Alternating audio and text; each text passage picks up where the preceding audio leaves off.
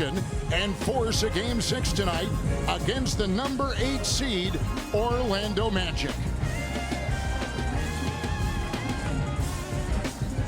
It is great to have you with us tonight, Kevin Harlan, Jim Allie Clifton, in just 1 second. What a Game 5 we saw with those two great scores. Well, the sense of disparity, the sense that you got to get something done heightens, I think, the occasion. And two players stepped up big time for the moment. Teams play well, extremely physical. See nothing less this evening. Let's begin with Cade Cunningham, and our postseason upgrade is presented by Wingstop. Well, it was one of those games, Kevin, where Cade Cunningham was able to do a little bit of everything. The offense opened up for him, but it wasn't just one thing that really worked for him. It was a combination of, one, getting out in transition, two, getting to the free throw line, and then identifying mismatches in half court. You can do that when you flow into the pick and roll. This time, Kane is going to go under the screen right now.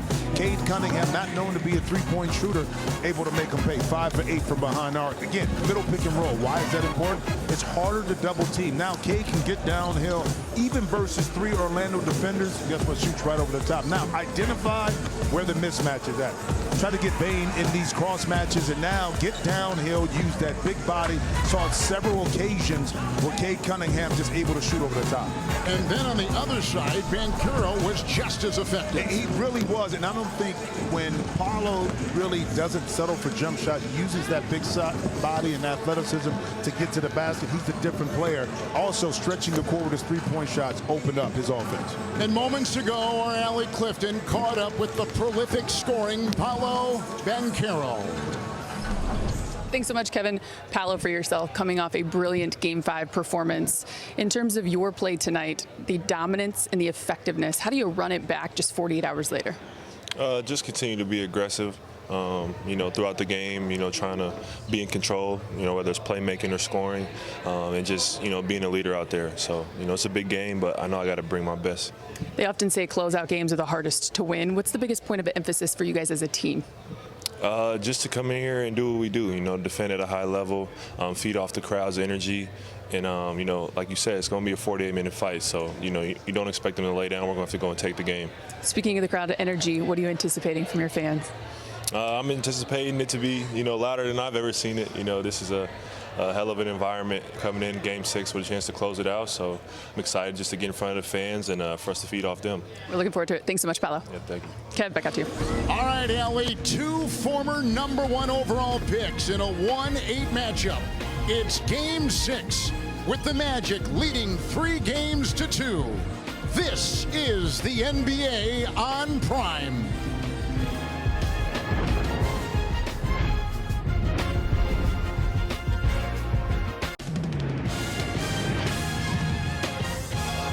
You're watching a special presentation of the NBA on Prime.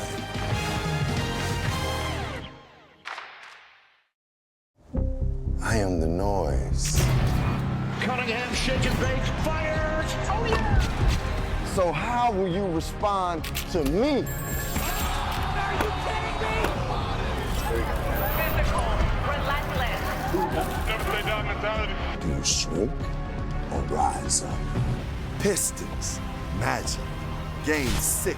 Show we're seeing from these two guys, he's got to go do it himself. Be the noise.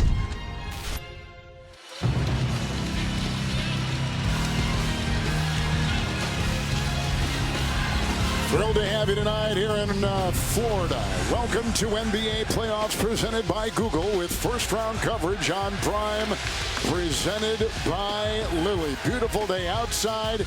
It is rocking inside. Excited for this one.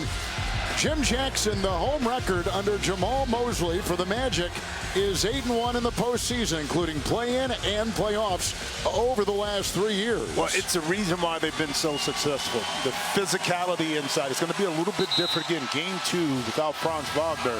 It's going to be a challenge against this Piston team.